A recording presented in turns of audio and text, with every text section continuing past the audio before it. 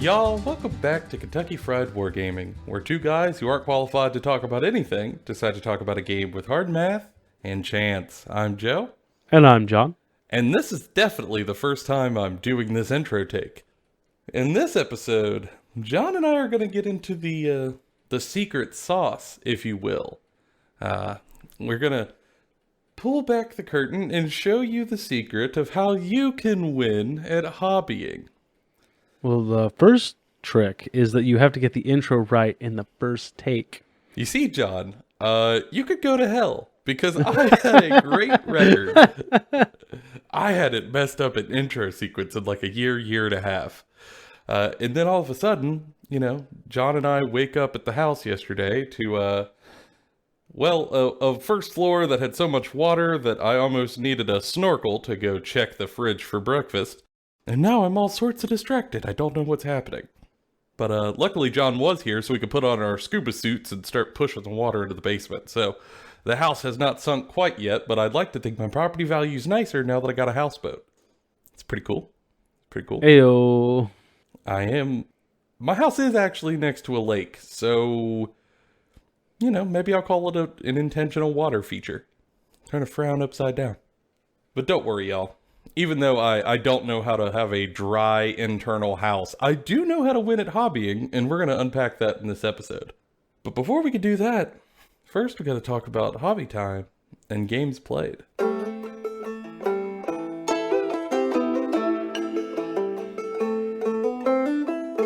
Alright, John, hobby time. What you been up to? Well, I've had a very productive week. I put a ton of water inside of your house. Helped you. I mean, technically, you didn't put the water where it went. For people out there, John crashed with me Saturday night in my guest bedroom. And I woke up Sunday morning, and it was like a peaceful, beautiful Sunday morning. And I was like, yeah, I'm going to go downstairs, going to get coffee started. My wife's going to make some cinnamon rolls, and then I'll wake John up.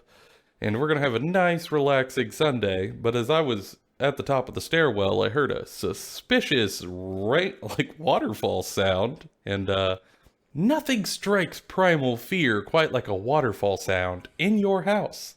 And my fridge was just absolutely trying to turn my house into a swimming pool, and while I appreciate its effort and gusto, I wished it wouldn't. Other than that, though, I did get a lot of bullying in for you to get you to do nights. He still hasn't said yes, but we are still trying. Yeah, to be honest, in John's fairness, he has co-opted my wife into this bullying, she is now leveraging hard for me to buy these Imperial Nights, as are some of our other friends. So John's campaign of bullying and peer pressure is going swimmingly. I have, oh god damn it. It took you a second. It did, it's a solid second. I have a silver tongue, I'm great at bullying. Yeah, I will say, he might have actually had me. Saturday night, before we go into bed, I'm like, oh yeah, let's look at what kits I would actually need to build the night variants I want, because they don't all have the same bits in them.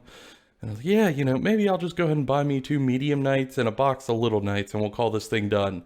And then I woke up Saturday and was potentially facing down a $1,500 to $2,000 repair bill. And John, I gotta say, it kind of threw a monkey wrench in your pressure plan. It did, but I can play the long game and it's fine. And until I make you succumb to the Imperial Night pressure, I'll continue working on my Trader Guard. Ooh. Which I have made many more progress on. I have 4 squads, a heavy weapons team, and a tank that I've been working on this week. Mm-hmm. And I have some painting to do on them. And I completed a squad entirely and based and everything, and a sentinel based and everything, and started doing some work on 2 other tanks that were painted that I just need to finish weathering. That's a lot of dudes. Yeah. I don't know why. I unlock a special skill whenever I'm painting just a horde of dudes. Uh, you're good under crisis, I would imagine, is the answer. I think it's that when I have to paint a large amount of dudes, focus less on the small details, and so I end up being okay with not being perfect because they all just kind of look the same when they're all on the table together. Mm-hmm. Yeah, you don't have to get so into the nitty gritty to make them all look good. Because if there's 300 guys, who's going to notice that one dude's pants aren't painted? Seth will. Yeah, Won't you, Seth? it's true. He will. It's why he's the editor. He has the details. He has an eye for detail, and I have painting skills for painting 200 clan rats. Yeah, that's an impressive amount of work to paint up quickly. Did you do any of your Crusade games? I did. I did a couple of Trader Guard Crusade games versus Seth and his Eldar. I lost both of them, but very close. Mm-hmm. In both games, the only things that were left on the table was a Farseer and a Autarch. That's it. Just two characters. And in both of them, my Chaos Inquisitor ate shit. And in the second game, it was at the end of the first turn. It was very good. Narratively, it was very fun. So I'm going to be working on some more story beats with it. It was very enlightening, also, I should say. Mm-hmm. I mean, what about you? I feel bad for your Inquisitor, first off. Yeah, I'm the bad guy of the campaign. I will win. Blam, blam, blam, blam, blam. Oh no, I'm dead. I mean, it happens. It happens. Turns out T3 5-wound heroes aren't all that tough. Yeah.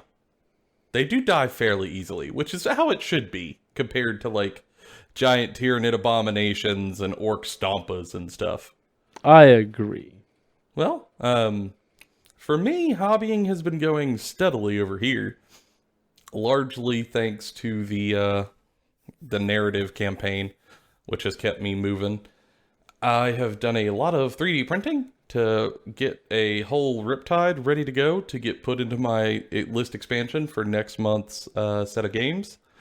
And I've also printed up a bunch of Crisis suits, which I now need to build. The Riptide is fully built, which took a full day. There were so many little parts. It's beautiful now that I have it together, but it was an endeavor to get it together. And I got that magnetized and primed, so now that's ready for paint. Also did some work on some orc lads to just break up a little bit of painting time, and did a little test paint on using contrast through an airbrush on some lizard men that I 3D printed. That was cool. And now looking forward, I think it's back to Tau Town, just so I can get ready for the next expansion, which for me, luckily, will be far, far fewer models than Stage 1. I think I'm going to be painting 4 models for this expansion, maybe 5. Ew. Yeah, but they're larger ones. Well, like, it is 3 medium-sized ones, and then 1 big dude. And I'll have to look at how the points changed from the balance sheet update, but I might be able to fit in an ethereal as well. So, like, 1 little foot dude in there, but he won't take no time. But I'm very excited to get that big old Riptide robot on the table and fighting people. And I did get some of my fighting in. I had a narrative battle against our buddy Travis. He's playing his Black Templar for the campaign, and him and I went toe-to-toe with, his faith and fury against my science and technology. And it was not a great day for the theocracy. Oh, yeah? Yeah. I mean, we rolled random everything as we do for all of the narrative games. And it was a sort of deployment map that gave him a lot of cover, so I actually thought he was going to do pretty well. But he just had a real rough time on rolling saves for 1 or 2 key rolls. And that pretty much put him on the back foot initially and then kept him there. I deploy, he deploys, everything he has is in cover, which is definitely like the move. And he's got that new Space Marine Armor of Contempt rule, which gave him even more tankiness, which was also great. And then, so like he used that and he moved up the board, again, all in cover, very tactical movement, made the right decisions. He was on a very high, like 2-up save almost the entire game.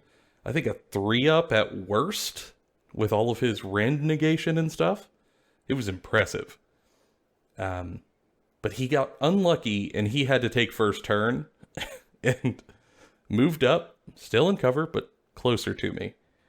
And then my guys kind of looked at everyone, went pew, pew, pew, pew, pew, pew, pew, and obliterated things. My first shot was a group of 10 regular fire warriors, just the little foot troops, the regular infantry foot troops. Just for fun, I thought, oh, I'll shoot his like forward hero first, his chaplain.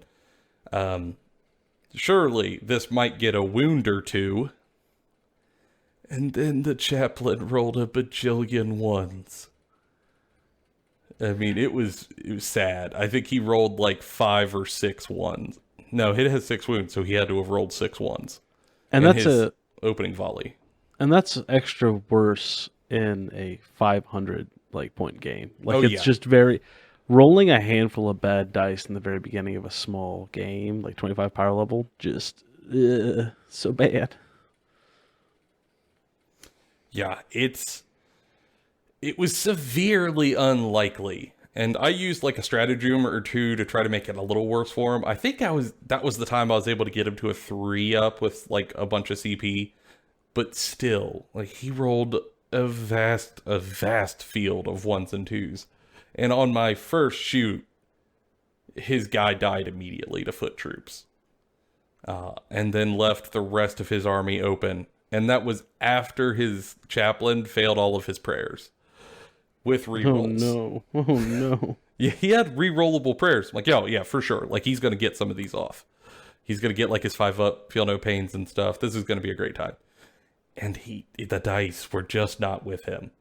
And then for the rest of the game, his rolls were actually good, if not great. I mean, his Blade Guard veterans were on a 2-up save all the time. They ate 60 to 80 shots. Oof. But it just wasn't enough when you take that bad of a sort of momentum shift right off the bat. And he just got blown away. Because his front dude, who he got really close, didn't make it. And it was a great victory for the greater good. However, we still had fun. When you're playing against a friend, we were both so flabbergasted by the roll that it was entertaining. He probably giggled more than I did because the statistics were just wonky. But what are you going to do? And then narratively, his leader saw what was happening and hightailed it out of there. So he's still alive, even if the rest of his dudes are badly filled with holes. But it was a great time, regardless. And now, I only have one more narrative game for our first round. I have to fight Lucas. We were saving that for last, because Lucas lives closer to me than everybody else does in the campaign. So it's easy for us to get a game in when my house isn't full of water. So I have one more of those to go, and then we'll be ready to roll into the next point level next month. Which I think is going to be a blast. Other than that, I think we're ready for the main topic, John. Seth, let's get into it. Play the music.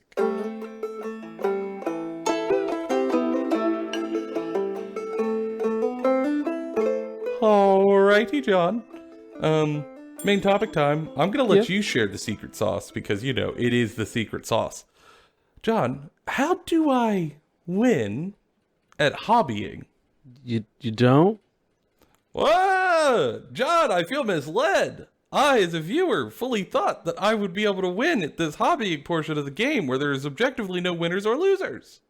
Yeah. What do you mean by that, John? Well, what I mean is that the concept of fulfillment and winning is what you make it. John, this is not a Philosophy 101 class. What are It you is. saying these words to me? I I am saying that there are different levels, and that, like, for instance, we will talk at some point in this episode about what is winning for me and how it is different from winning for you. Well, I guess that is a reasoned and well-worded response, but I still don't like it, because nuance is bad.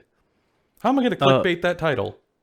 Well, I mean, well- actually, I kind of know how to clickbait that title. Never mind. Yeah, but or you could alternatively just eat shit. I mean, there is that as well. Yeah.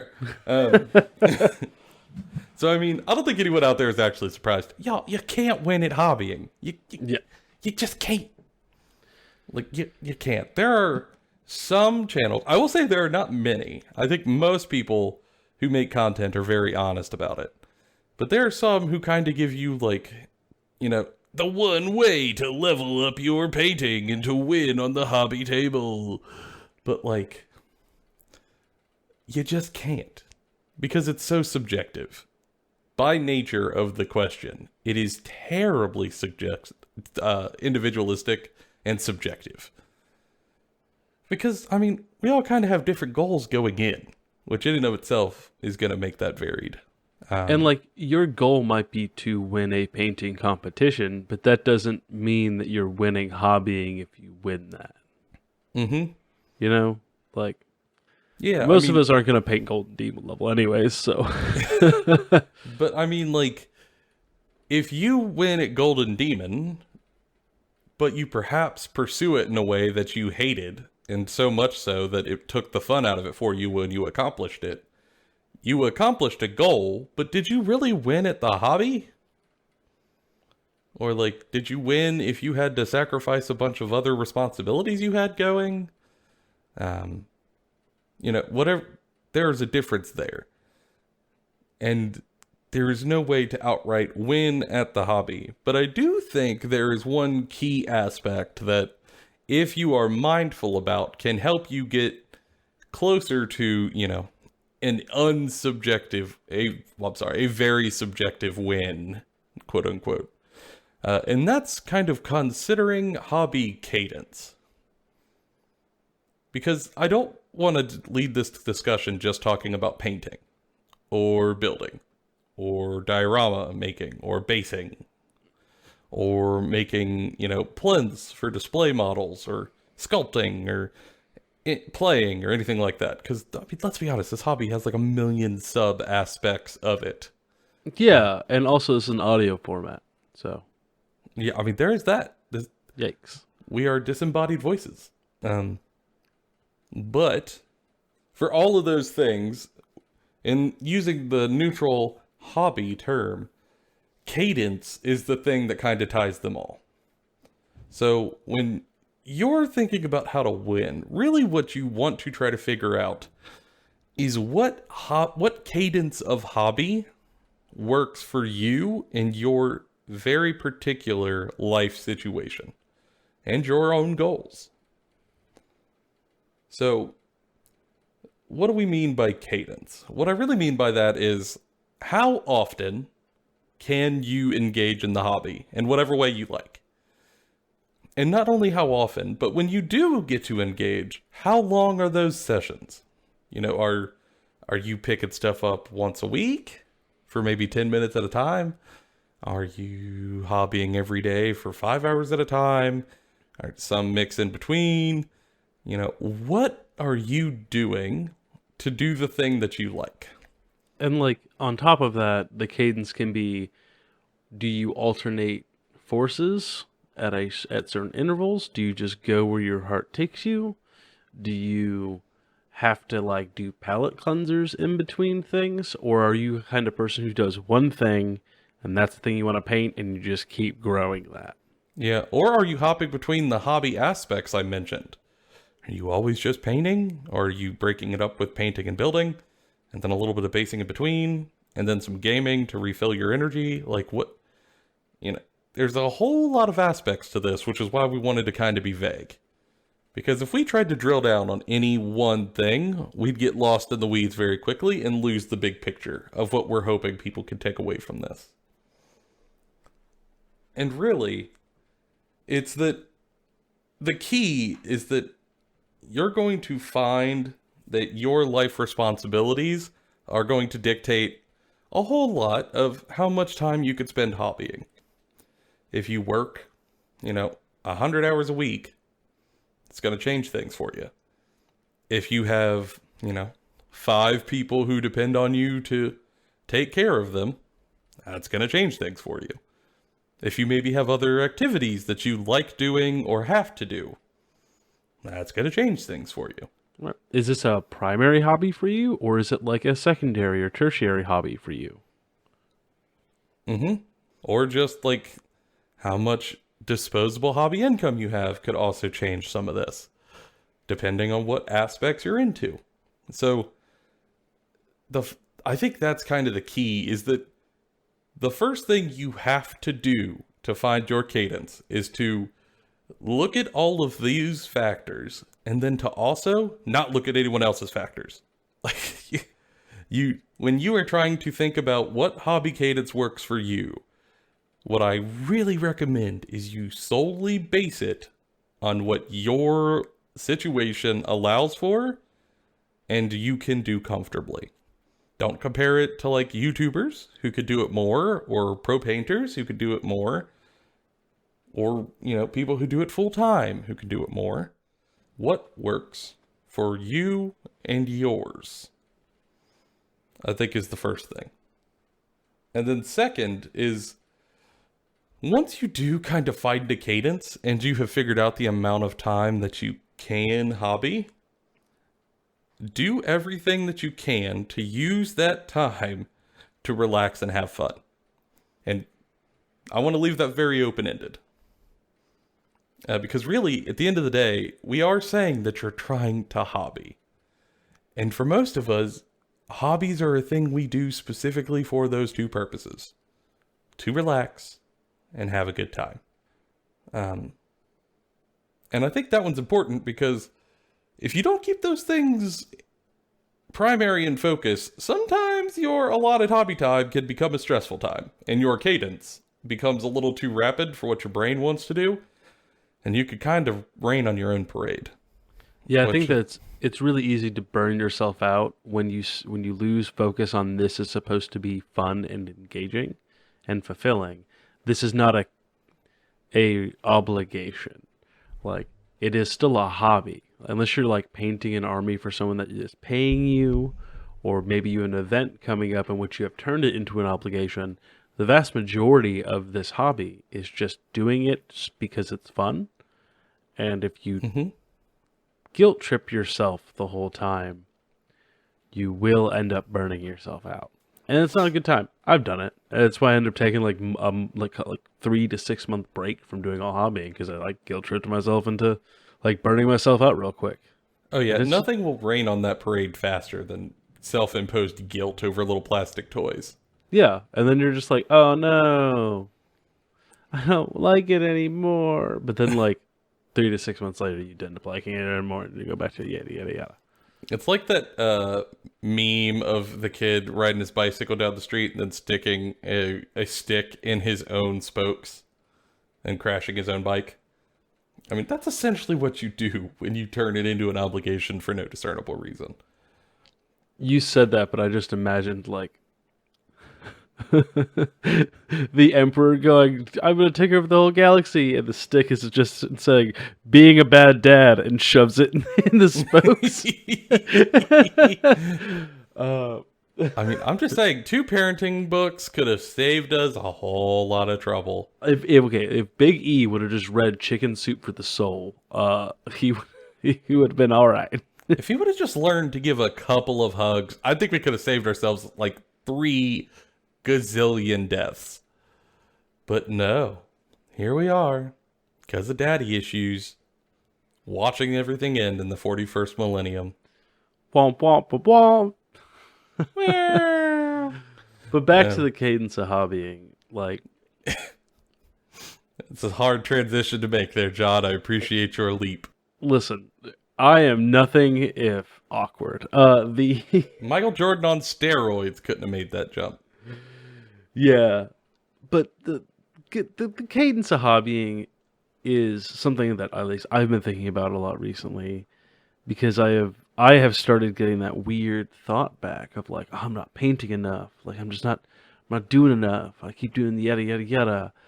And it has helped to remind myself, and maybe it'll help some of the listeners out there, to just go, no, it's supposed to be fun. Like, oh no, you only painted 5 guardsmen in a night. Okay, yeah, but you painted 5 guardsmen in a night. Like, did you enjoy doing that? Yeah, but it's fine. Oh well. You'll paint more the next day, right? And instead turn that like, oh, I didn't paint enough into energy of, but I can paint more later. I'm glad I painted what I did. Instead of, well, next time you need to paint 10. Well, like maybe the next time I still only paint 5, but I still had a good time, so it was worth it. Yeah, I mean, I felt a little bit of that myself with the narrative games because, like, we have a designated schedule in which we're ramping up our points to try to hit a sort of like Joe HammerCon date that we're shooting for. And because of that, I'm under a little bit of pressure to try to paint things at a certain pace. John's in the same boat. All of us are. Except for Lucas, who painted all of his stuff before we ever talked about Crusade. Impeccably, if I might add. I Yeah, see you, beautifully. Lucas. The madman. The absolute madman. I see you. Just looking at his crystal ball and he knew it was coming. Yeah, it's put a little bit of pressure on. And most of that pressure is nice. It's fun to create. But I'm starting to feel it because, I have to write the narratives for my gaming. And then, which took a while to write the 20-page short story. But you didn't have to write the 20-page short story, Joe. But I did it, John. I done did it. It's done been did. Done been did. And also, I am now starting to write stuff for narrative content for the channel. And I've got a lot of life stuff going on at the same time. And now I also have to build and paint to get ready for the next rollover. While also being the one to try to schedule a lot of the games. So, it's just a lot on the plate, and I have felt the pressure. But at some point, you just sort of gotta pull the release valve and go, some of that can move. Like, you don't have to make this painful. Yeah, because, I would hate to ruin a good time painting a big old robot for nothing. Yeah, and I think it's also important to remember that you don't have to stick to the schedule, right? Like, you can always just pick it back up later. Like, you can be like, man, no, I'm supposed to paint this robot today, and I've been telling myself for a week I'm going to paint this robot today, but look, I'm exhausted and tired. They ran out of fajitas at the restaurant. I can't have no fajitas. I just want to play a big robot game. It's okay to just play the big robot game. Like, y'all, don't make yourself paint the thing you don't want to, because then you're going to hate the thing, right? So that's the other part of the cadence of hobbying, is knowing when to break your own rules. Yeah, flexibility is key, which we're going to get to in here in a second when we explain how we win at hobby. But spoiler alert, being flexible is part of that equation. So John, for you, what sort of cadence lets you win at hobbying? Like, what factors go into how you plan out your your hobby journey on a time map? All right, so I try to break mine into months and then weeks, right? Instead of days. That works best for me because I generally know roughly when we'll be doing that month. Mm-hmm. Like, some things pop up here and there, but for the most part, my months are planned out. I try to at least plan a couple of weeks ahead of time. And so I'll have this plan to paint at least one day in a week for a few hours. Whether it's a weekday, whether it's on the weekend, or like on a Sunday, I will try to specifically paint one day out of a week. And then, because that's the hardest thing for me to sit down and get myself to do, right? It's the paint part. Like, I'll sit down and do 3D printing stuff all the time. I'll sit down and build plastic models all the time. I'll sit down and write narrative stuff or build lists, all of that kind of stuff. That's, like, the different parts of the hobby, I will just sit down and do all the time. Painting is something I kind of have to make myself do sometimes. And then once I pick up the brush, I'm having a great time. Mm-hmm. But I try to do it once a week. Sometimes I end up doing it more. Sometimes I end up doing it not at all. I will say that by switching to a week, at least a week, once a week, I have missed fewer and fewer weeks as I've gone along because I'm not setting too high of an expectation for myself. I'm allowing myself some breathing room because, like, there's stuff that goes on in life. We all have stuff that goes on in life. Mm-hmm. And then when I go to sit down and paint, I pick generally a thing I'm going to work on all that month. I try to get it done by the end of the month, but I don't give myself a hard time if I don't, because it can roll over to the next month. Then I've just picked my topic for the next month that I'm going to be, painting or building or yada, yada, yada. There's that flexibility. Yeah, and what helps me, though, is if I know I'm about to make a hard shift, right? Like, if I know I'm about to go from painting fantasy to sci-fi, I'm going to go find myself, now that I have a 3D printer, something that's a little bit in between, right? Maybe like a cyberpunk samurai or something. I was just thinking Cyber Samurai. Yeah, and I will print that and then paint it for myself, or maybe I'll give it to somebody as like a little treat. And that is like a palate cleanser for me to get me back into that mindset. Like a transitional piece almost. That's and I've really enjoyed doing that with 3D printing. Like, don't get me wrong, I love 3D printing like proxy models and bits and like terrain pieces, but I also really like printing things I probably wouldn't have just gone out and purchased. Like, I wouldn't just go buy a model just to paint, but I'll print one. And that's really helped me with my cadence to make me feel like I'm winning. And it's made me feel like I'm growing, right? Like, I will now build forces or pick models to paint as palette cleansers where I try a technique out that I haven't tried yet. Because I've built this kind of cadence to follow. And it's very handy. It's very useful. Yeah, I think that's nifty. And it mirrors some of my own. However, as we mentioned before, time allocations are different and schedules are different. So for me, my cadence, my goal is that I want to do a little bit of hobby every day if possible. And I try not to pin myself down too hard on what that means. Because in the past, what my brain really went was, well, if you're not painting, you're not really getting any progress. And I know objectively that's not true. So I've worked really hard to broaden my horizon for what I mean by hobbying. But I want to make a conscious effort to do a little bit of it every day. That might mean doing some 3D printing. That might mean building. That might mean clipping some bits. That might mean magnetizing. That might mean basing. That might mean priming and zenithal highlighting. That also might mean painting, or it could mean playing the game. But as much as possible, I want to do just a little bit of hobby every day. And if I can get to actual painting, like in 2-hour sessions, maybe 3 times a week, 4 times a week, holy cow, I'm having a great week. There's just other stuff I have to do. I'm in tabletop games, I have housework I have to do, I have a full-time job. I got a wife that I also really want to spend time with. It is hard for me to sit down and paint for like 4 hours a night. I just don't have that set up. So I set myself goals that are a little more obtainable. And some weeks, I can do less. I have really busy weeks. I might have more stuff going on. I might have outside family issues going on that I have to deal with. It's happened. I might be just having a rough mental week, which happens from time to time. And you just don't have the bandwidth for that. And that's okay. Because I also know that sometimes I have great weeks. I mean, I think we've all seen it happen. Your schedule just clears out in front of you.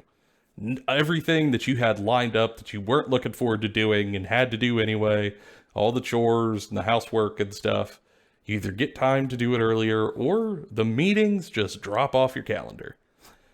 Or like sometimes you come home from work and with the anticipation of, I'm going to have to do all these dishes and then cook the dinner and then like change the laundry. and then you walk into the door and your partner has gone, I did the dishes, ordered a pizza, and changed your laundry. And you go, holy fuck. I got so much room for activities. Lady, I love you. I love you so good. Yeah, it happens. And when that happens, I know that just like how sometimes I have bad weeks, in that time, I'm going to have a great week. I'm going to paint for 3 hours a night for 5 nights out of the week. And I'm going to do so much. I'm going to get so much done. It's going to be incredible. I'm going to have a bajillion progress pictures for Instagram. I'm then going to promptly forget to upload them. But I have them. And for me, like in the end, it all comes out in the wash. I'm still hitting my hobby goals on average. But I want to be flexible with my time because life changes. It is never going to stay constant. And also, I try to be flexible with what I'm working on. Because I have noticed that for me as a hobbyist, one of the challenges is that, I'll start painting something for a while and I'll be having a really, really good time. And eventually, I don't know why, but my brain will go, you're done. And I'll ask it, what do you mean I'm done? And it'll go, you're done. You're done with sci-fi now. Fantasy time. What? Yep. We ain't even looked at fantasy. Why are you thinking about fantasy? Don't know. Fantasy time. Gotta paint fantasy. Same. Big mood. And for a long time, I tried to fight it, but I lost terribly. So instead, I have made an accord with myself in the Great Brain Treaty of 2020 that as long as I am still painting models and hobbying and building and stuff, whatever, I'll let myself hop projects. It's fine. It's totally fine. Because if that's what keeps the sort of hobby trainer rolling and I know it'll keep me steady without burning out, so be it. Totally fine. And then much like John, in the middle of the week, I try to stoke the fire where I can, even when I know I can't do actual hobby stuff. For example, while I'm at work, there are some times in my job where I have to, sometimes in my day where I have to do a repetitive, mindless task that has to get done, but I could do it in my sleep at this point. And during those times, I try to turn on stuff that'll keep me thinking about my hobby. I might listen to lore videos in the background, maybe some updates on what's coming out in, Games Workshop games, or Infinity, or Malifaux for new releases. Maybe an audiobook, just stuff to kind of keep it in my head, so that when I do get to go home that evening, and I get to pick what I'm going to do with my 2 hours of free time, I may be more likely to pick hobbying, because I've primed myself to already think about it a little bit. And it helps, keep me a little bit more engaged.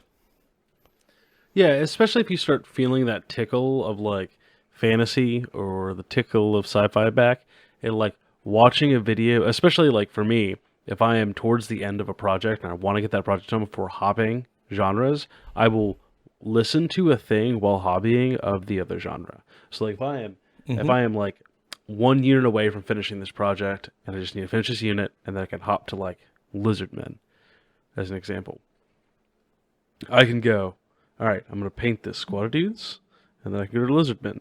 It's going to take me another 2 nights at 2 hours a time.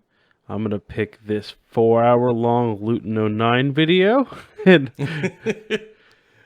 or I'm going to pick this like playlist from 2 Plus Tough. I'm going to listen to that about Lizardmen while I paint this Guardsman squad the same way I've been painting them for a while, and then hop. Yeah, I do that all the time. I actually keep a repository of those videos, and I call them primers.